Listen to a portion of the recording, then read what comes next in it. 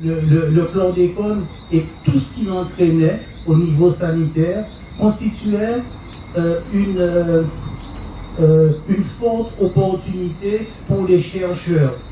J'oublie la référence du rapport, mais je peux la retrouver facilement.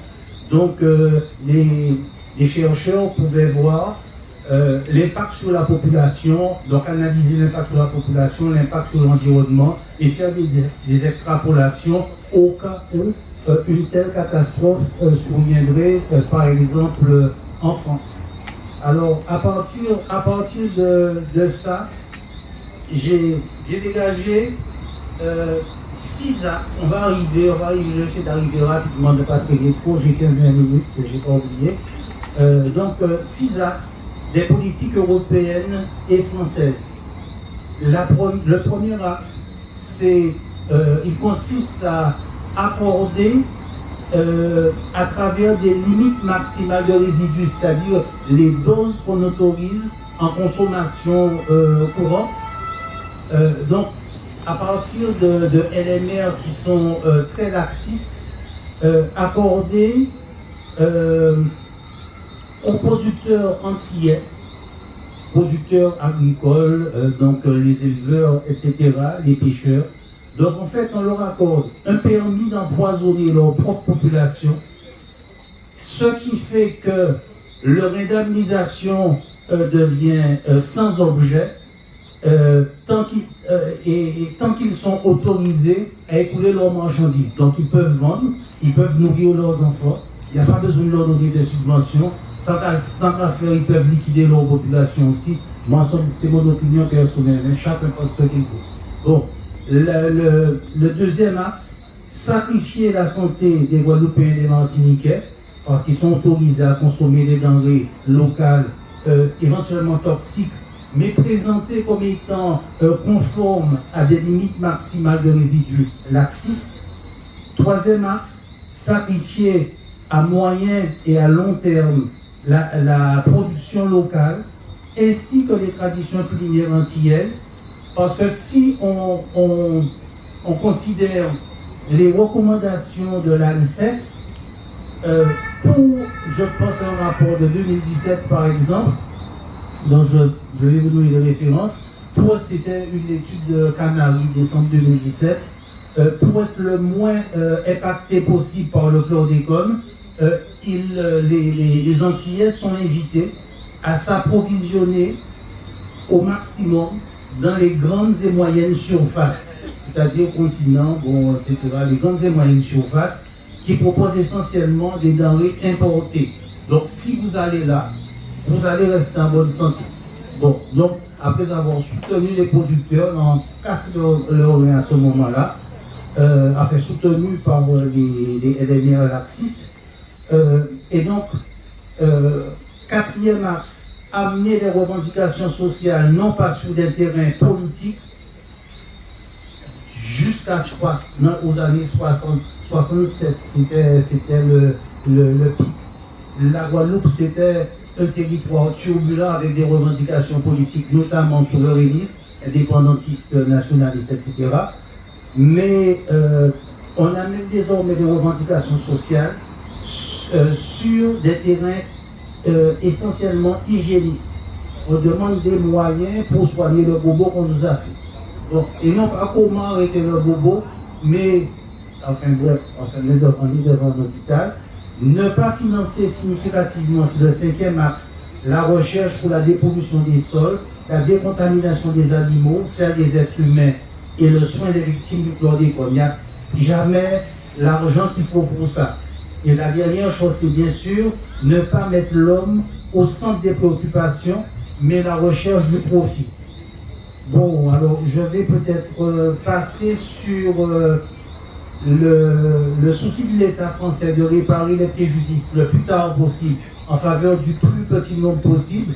Là, par exemple, en 2018, lors d'une conférence qui s'est tenue en Martinique concernant le chlordécone, l'État a annoncé qu'il allait commencer à reconstituer des cohortes de travailleurs agricoles qui avaient utilisé du chlordécone. Il a annoncé en 2018, 25 ans après la fin de l'interdiction. Autrement dit, il a donné aux travailleurs le temps de mourir largement. Maintenant, on va interroger des gens qui ont 90 ans. Et est-ce que tu travaillais sur...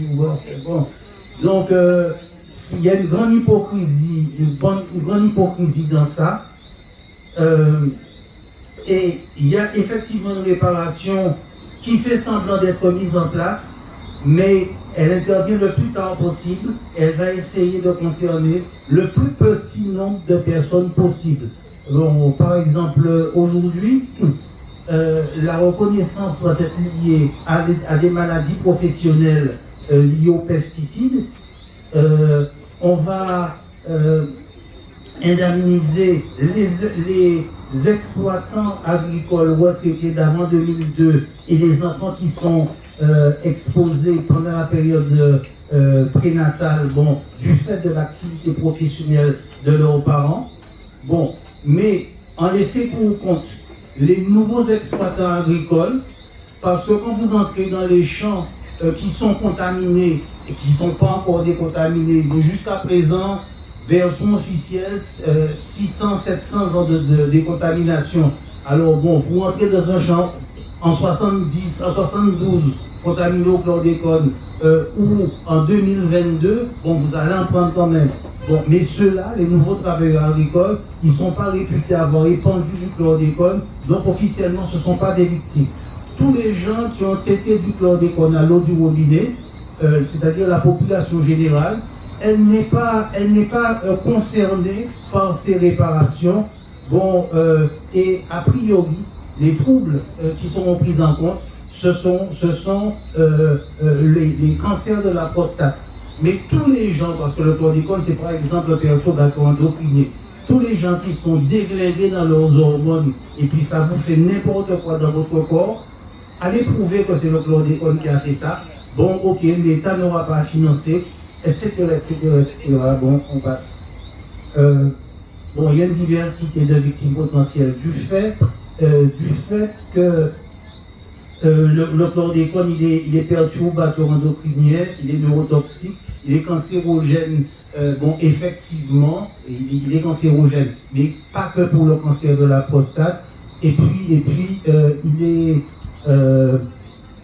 donc il est non stérile. Bon, enfin bref, il y a une expression là aussi pour ça. Bon, alors, donc diversité, bon, ok. Donc il entraîne des troubles de la fertilité.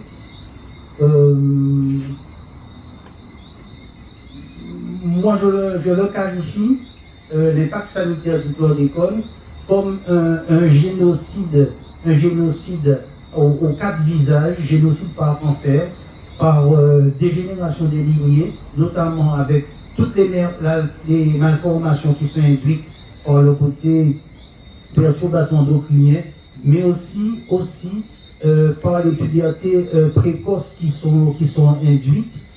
Je rappelle que en Guadeloupe, il y a un médecin qui a témoigné, mais qui ne veut pas trop qu'on donne son nom, elle est pédiatre, je l'avais invité à une conférence en 2017 sur le chlordécone, et elle disait que sa plus jeune patiente, elle était aussi endocrinologue pour enfants, sa plus jeune patiente qui était entrée en puberté, à l'âge de 3 ans.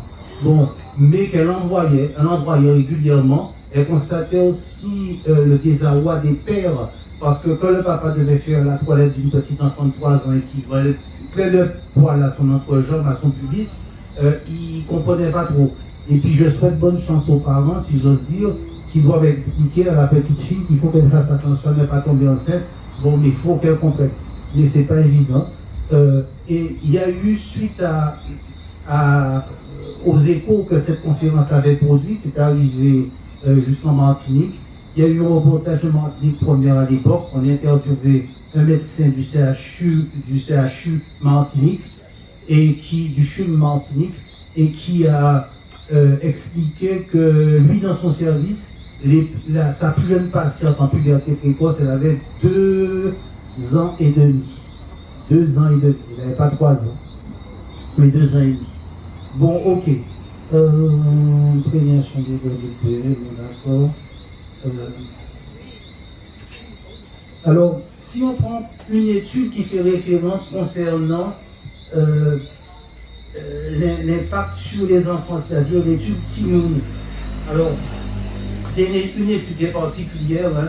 Elle concerne une cohorte d'enfants guadeloupéens, c'est une étude internationale, donc États-Unis, Belgique, France, et puis un quatrième ou un cinquième pays. Donc, elle a étudié des enfants qui étaient en 2005, en 2004 et en 2005 exposés au chlordécone dans le ventre de leur mère, donc pendant la grossesse. Et puis, il y a eu de premières publications qui ont été faites. Publications sur la prématurité, on a vu qu'il y avait un impact sur la prématurité. Publication sur 7 mois à 7 mois, ce qu'on observait à 7 mois, ce qu'on observait à 18 mois. Et ensuite, il y a des promesses. Bon, on était sur le point en 2018 d'avoir l'étude à 7 ans, mais il y avait déjà un retard important. Bon, les grandes lignes elles ont été annoncées dans la réunion de 2018 en Martinique. Et puis après, on a rien. Bon, certains chercheurs disent que des financements, bon, ils ont été plus ou moins coupés. Alors, donc, à 7 mois, qu'est-ce qu'on constate après avoir sélectionné les enfants qui ont effectivement un impact? Donc, une réduction de la préférence pour la nouveauté. Alors, ça va se traduire, par exemple, par le fait que on donne aux enfants une photo, donc ils s'habituent à la photo, et quand on change de photo, on change d'image, ils ont peur. Donc on constate qu'ils ont une réduction de la préférence pour la nouveauté, quoi. Ils ont peur de la nouveauté. Bon, c'est un laboratoire canadien, c'est un Canadien, il était dans l'étude aussi, un laboratoire canadien spécialisé en psychologie qui était chargé de ce volet-là. Réduction de la vitesse de traitement des informations. Donc vous avez bien compris, ils prennent plus de temps pour traiter l'information, ils passent un petit peu au ralenti dans leur tête. Baisse de la mémoire visuelle à court terme et diminution de la motricité fine. Motricité fine, par exemple, on leur donne un cube, ils ont des difficultés à faire la pince avec leur pouce, à refermer leurs mains, et puis bon, ben, le cube tombe, quoi, le cube tombe. Bon, alors, il y a une personne qui participait à cette étude de manière très active, c'est Sylvaine Cordier. Elle était directrice de recherche à l'INSERM de Rennes, et elle est venue 2 ans après à la médiathèque Paul Mado pour les 30 ans de l'INSERM pour venir les fêter en Guadeloupe. Et elle a donné une conférence sur la cohorte Timoun et puis voilà, donc l'impact du chlordécone sur les enfants.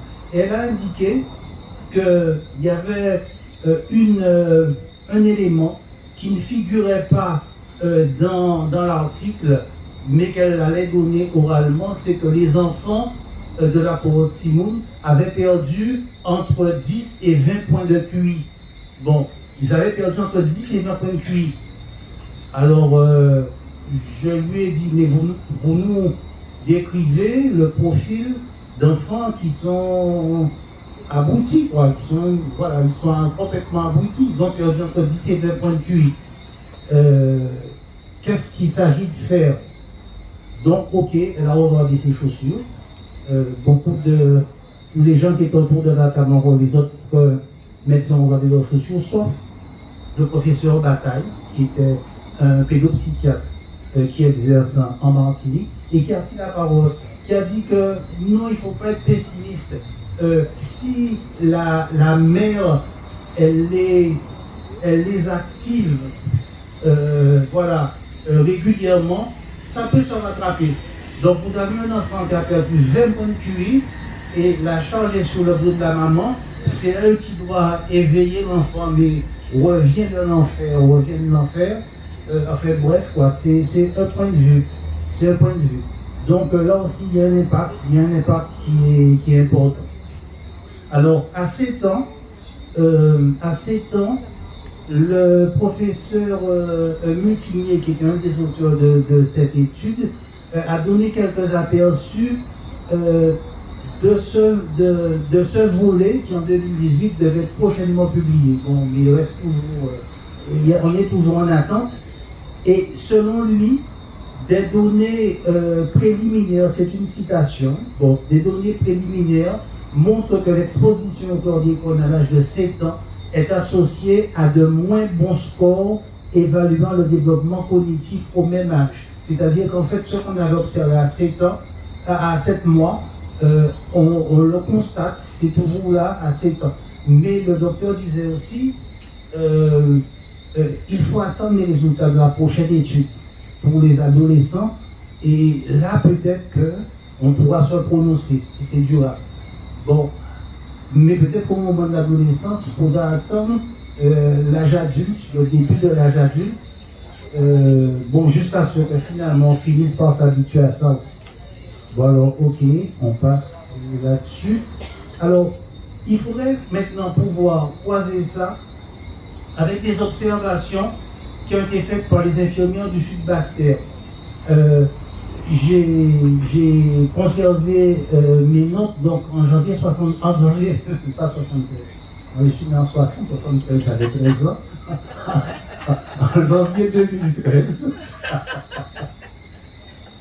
En janvier 2013, il y a une infirmière. Tiens, elle est syndiquée, mais je ne dirai pas dans quel syndicat, je ne vais pas faire de la publicité pour tel ou tel syndicat. Donc, une infirmière qui a téléphoné chez moi et elle m'a demandé à passer à son bureau, c'était dans la région de Bastère.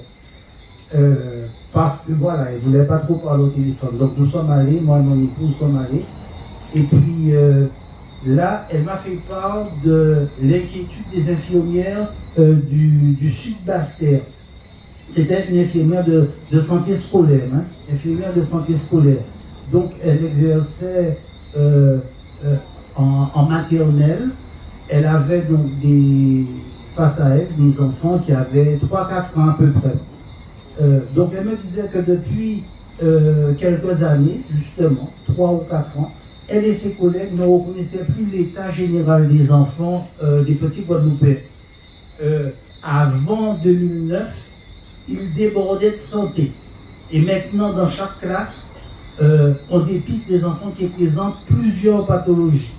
Ce qui est nouveau, c'est l'augmentation du nombre d'enfants pris en charge, tant à la ville qu'à la campagne, ainsi que la proportion d'enfants affectés de troubles du langage et de troubles psychocomportementaux.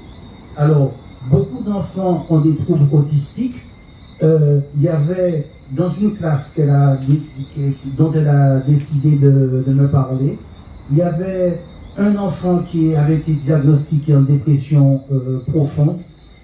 Et puis, bon, elle m'a donné une liste de pathologies qui était cumulée par 5 enfants d'une même classe qui était réputée normale.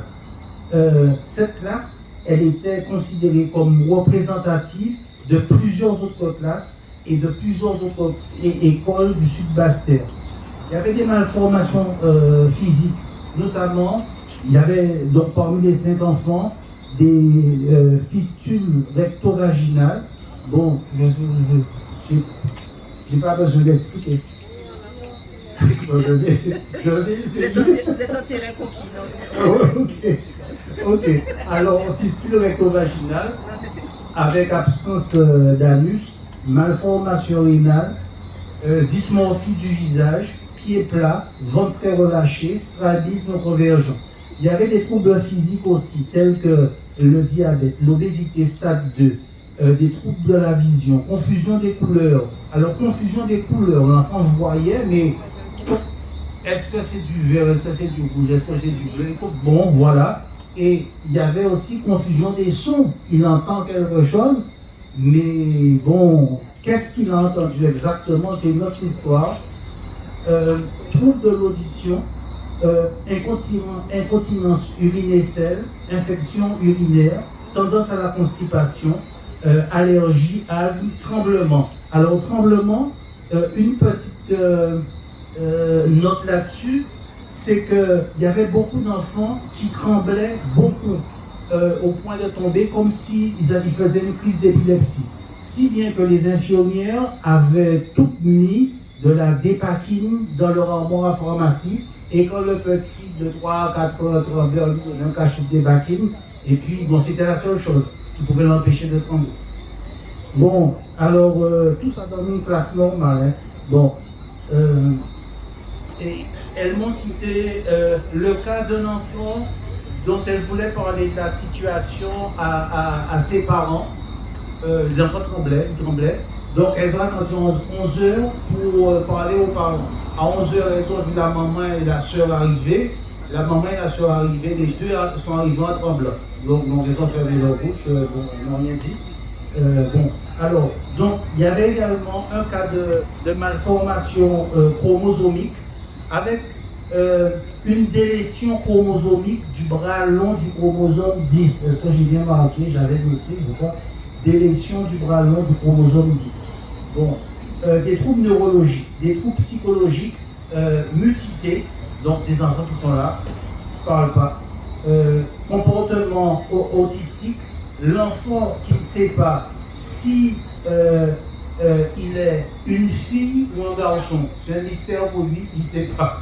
Il sait pas, non, c'est pas pour lui. Bon, alors, trouble psychomoteur, l'enfant, il est malhabile, il ne sait pas s'habiller, il ne sait pas tenir un crayon. Confusion, donc il confond le haut, le bas, droite, gauche, dessus, dessous, devant, derrière, avant, après, haut, bas, etc. Donc tous les troubles 10, quoi. Bon, c'est ça. Trouble de la motricité fine, trouble du langage, trouble de la concentration, avec instabilité, violence, trouble de l'apprentissage. Bon, ok, donc ce sont leurs observations qu'elles ont essayé de faire remonter à leur hiérarchie. À l'époque, c'était, comment il s'appelle encore, celui qui était président du conseil général, le ancien maire de Béziers, Gilles. Oui, mais qui était responsable donc, du conseil général et qui coiffait la protection maternelle et infantile. Bon, mais lui à la barre, médecin, ça c'est resté lettre morte. Hein, lettre morte, et les infirmières m'ont dit de ne pas nommer leur nom parce que leur nom, ils ont besoin de donner à manger à leurs enfants. Bon, alors, maintenant, faut passer ça aussi avec un rapport de la l'ICES qui, c'est l'Agence nationale de sécurité sanitaire, alimentation, environnement, travail. Le rapport, donc exposition des consommateurs aux Antilles, au chlordécone, ce sont les résultats de l'étude canadienne. Ce rapport-là date de décembre 2017. Et ce rapport-là indique en page 9 que 2 populations d'enfants sont en émergence en Guadeloupe. Parce que en zone contaminée, il y a des enfants qui sont surexposés au chlordécone. Et ceux qui vivent en zone moins ou non contaminée, c'est-à-dire grande terre, dépendance en gros, ceux-là ne sont pas surexposés au chlordécone. Ce qui veut dire qu'à terme, les pathologies qu'on observe en Basse-Terre seront beaucoup plus marquées qu'en Grande Terre et dans les dépendances. Et donc, on se dirige vers, ça c'est moi qui le dis, vers la formation de 2 populations aux paramètres de santé qui sont bien distincts. Et même, j'ai tendance à faire aussi des de mauvais goût. Mon père est du Lamentin, ma mère de Banani, donc de la Basse-Terre. Mais bon, aujourd'hui, demain, premièrement, est-ce qu'on va faire sauter le pont de Nagaba? Bon, ça c'est une première chose. Deuxièmement, est-ce que quand quelqu'un de la Grande Terre va décider d'épouser quelqu'un de la Basse-Terre, en Basse-Terre, on va peut-être ouvrir le champagne, et en Grande Terre, on va lui donner une tape derrière sa tête. Bon, est-ce que tu ne pouvais pas choisir quelqu'un d'autre? Bon, enfin bon, c'est une plaisanterie de mauvais. Alors, et puis je vais passer rapidement sur des gens que j'ai rencontrés. Nous sommes allés enquêter, notamment dans la région de Capesterre. On avait rencontré tout d'abord une dame sur la route. On lui dit, bon, on vient rencontrer des gens qui sont malades du chlordécone. Est-ce que vous pouvez nous indiquer telle ou telle personne malade du chlordécone? Elle nous a répondu, qui nous en connaît à Capesterre qui n'est pas malade. Bon, alors, donc, et elle nous a conseillé d'aller, par exemple, vers Fond-Cacao. On est allé à d'autres endroits aussi. Et on a rencontré plusieurs personnes. Alors, je vais donner quelques cas. Il y avait par exemple un qui était originaire. Mais ça, l'objectif, c'est pas tellement la maladie, l'impact de l'opération, tout ça. Mais on s'est rendu compte qu'il y avait une psychologie des victimes, notamment du chlordécone, mais psychologie des victimes qui est particulière aux Antilles. Par exemple, à quoi bon aller au tribunal demander réparation? La justice, c'est pas pour nous, ils feront rien pour nous.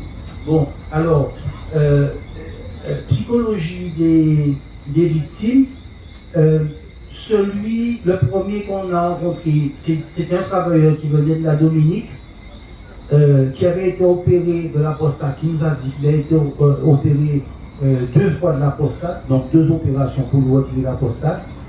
Bon, les spécialistes apprécieront. Il portait une couche, et ce qui est normal, il était devenu incontinent. Si on l'avait exploité, il était devenu incontinent. Bon, bien entendu, son activité sexuelle avait complètement cessé, et il nous disait que sa femme ne pouvait que lui caresser longuement le dos. Bon, mais quand on parle de cancer de la prostate, il faut voir qu'est-ce que ça génère en termes de souffrance aussi. Bon, en souffrance, il y a toutes sortes de souffrances, mais un autre qui nous disait que jusqu'avant l'opération, il était tellement fier de la longueur de son sexe, et son sexe est devenu comme son petit doigt. Bon, enfin, ok, d'accord. Et j'ai entendu des gens rire, il ne faut pas arriver là. Bon.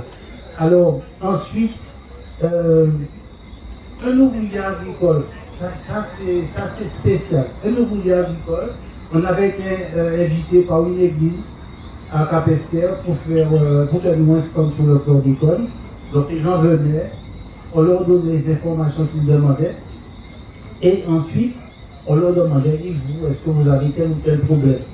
Alors il y a un ouvrier agricole qui s'est présenté, il nous a dit que bon voilà, il a 4 enfants, il a un peu plus de 400 € par mois. Et quand au départ il était souriant, il nous a demandé des informations, on lui a donné. Et puis après, quand je lui ai demandé s'il avait des problèmes de santé, il a fait qu'on se mette à pleurer. Alors il nous a dit qu'il avait peur parce qu'il se réveillait plusieurs fois la nuit pour uriner. Chaque fois qu'il urinait un tout petit peu, il y avait des douleurs qui l'inquiétaient. Et puis il y a autre chose qui l'inquiétait aussi, c'est que ses testicules gonflaient, dégonflaient. Un peu comme la marée. Ça gonfle, ça dégonfle. Bon, alors, donc, il y a un autre nom qui était médecin. Il a dit qu'il faudrait consulter.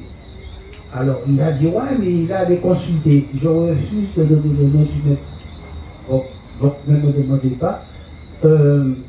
Donc, le médecin lui a dit, bon, mais non, tout ça, c'est pas grave. Alors, il a dit, mais docteur, mais il y a mes graines qui sont gonflées, là, regardez, c'est gonflé. Le médecin lui a dit, attends. Le médecin a pris une seringue, il a aspiré, il a jeté ce qu'il a recueilli dans le lavabo, il a dit, regarde, c'est dégonflé. Et alors, lui, il a beau être ouvrier agricole, mais il sent bien qu'il y a quelque chose qui ne va pas, quoi. Bon, il faut peut-être porter ce qu'on a recueilli au laboratoire, en fait, et que ça va peut-être gonfler, on l'a vidé, quoi. Bon. Et donc, ouais, bon, donc il y a Il y a peut-être médecin aussi. Bon, je ne sais pas. Alors, il y avait un autre aussi à propos de la psychologie des victimes. Il cultivait une parcelle de terre de la section de Bello-Cado. J'étais en train de donner une interview, ma femme s'est rapprochée de lui, elle lui a demandé s'il a des problèmes de santé.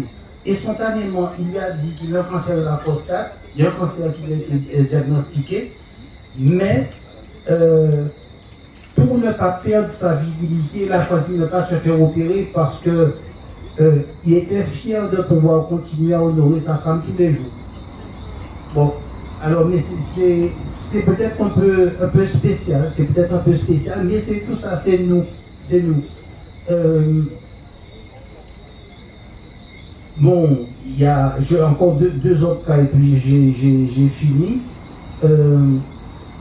Quelqu'un donc qui était directeur d'une agence d'assurance et puis qui n'arrivait pas à comprendre, qui avait voulu se faire tester. Bon, il a insisté, il s'est fait tester. On a découvert qu'il avait un taux important de chlordécone. Et là, il ne comprenait pas parce qu'il n'avait jamais approché la terre de sa vie. Bon, il ne comprenait pas comment il aurait pu être contaminé par le chlordécone. Il était très fâché. Et puis, il y a eu ce cas-là aussi de quelqu'un qui était électricien. On lui a diagnostiqué un cancer de la prostate. On lui a donné des médicaments. Alors je lui ai demandé comment ça va, quel traitement tu suis. Il m'a expliqué qu'on lui a donné le traitement il y a 8 ans. Mais il y a 7 ans, sa maison a pris feu. Et l'ordonnance a brûlé. Je lui ai dit, bon, ben, tu retournes voir ton médecin. Il a dit, non, j'avais pas envie. Et comment tu vas maintenant, ça va. Bon. Ok, d'accord. Et puis, bon, le dernier, c'est un qui est en train de... Bon, il essayait de comprendre sa situation, savoir s'il y avait un rapport avec le chlordécone ou pas, parce que lui, il avait un micro-pénis. Bon, donc tout petit pénis, quand il va faire pipi, il n'a rien à tenir, il ne peut rien tenir, il s'assied. Il essaie d'avoir un enfant parce que, il essayait, parce qu'il avait un des 2 testicules qui marchait encore, et il essayait d'avoir une fécondation, une fille avec sa femme, mais ça a fait tellement mal à la femme à la longue, elle a dit non, je vais préférer arrêter. Bon, bref, alors, on a parlé des hommes, un petit encore sur les femmes. Une que j'avais rencontrée à Capester, une femme, bon, elle était vraiment bien mise, elle avait entre 40 et 50 ans. Je lui ai demandé si elle a des problèmes de santé. Elle m'a dit non, juste un cancer du côlon et un cancer du sein. Autrement, elle se porte bien. Donc, respect. Bon, alors, autrement, deux autres femmes. Une qui me dit que j'ai beau aimer mon compagnon, donc on essaie de voir les conséquences du cancer de la prostate sur notre société. J'ai beau aimer mon compagnon, mais le cas échéant, il ne serait pas pour moi question de rester avec un homme qui ne bande pas. Bon, je l'aime, mais juste à un certain point. Hein? Bon, voilà. Et une autre qui m'explique qu'on ne peut pas avoir d'enfant. D'une autre liaison, elle avait été enceinte, mais elle avait perdu l'enfant. Avec celui-là, elle était follement amoureuse, mais c'est lui qui avait un micro-pénis. Et bon, l'enfant ne venait pas. Mais elle était amoureuse de lui. Et bon, alors, est-ce que... Alors, je dis, c'est ce que j'allais dire, c'est ce que j'avais demandé. Bon, je vais passer sur les limites maximales de résidus, sur l'ARS. Il y aurait des choses à dire sur l'ARS. Témoignage par exemple de Joël Beaugendre en janvier-février 2019, il a rencontré le président de la République qui faisait un grand débat sur l'outre-mer à l'Élysée en 2019. Il lui dit qu'en octobre, l'ARS le contacte et lui explique qu'il y a une contamination de l'eau et qu'il faut qu'il interdise la consommation de l'eau dans sa commune. Bon, et il dit au président que ce qui le choque, c'est que toutes les communes desservies par Capesterre n'avaient pas reçu cette information de l'ARS. Donc, en conscience, l'ARS a continué d'empoisonner les gens pendant 2 mois, en conscience. Et donc, c'est assez curieux que le ministère de la Santé nous empoisonne. Bon, enfin bref. Alors, on passe.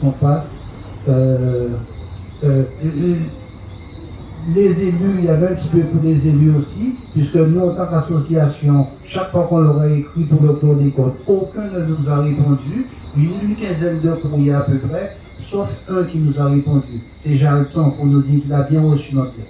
Bon, c'est tout. Bon, voilà. Et puis, en conclusion, donc on passe notre association depuis le 29 juin 2018. Elle a déposé un recours au tribunal administratif de Paris pour réduire les limites maximales de résidus chlordécone à la valeur la plus faible, c'est-à-dire en fait au seuil de détection qui équivaudrait à un 0 chlordécone. Bon, j'ai dû dépasser de 5 minutes.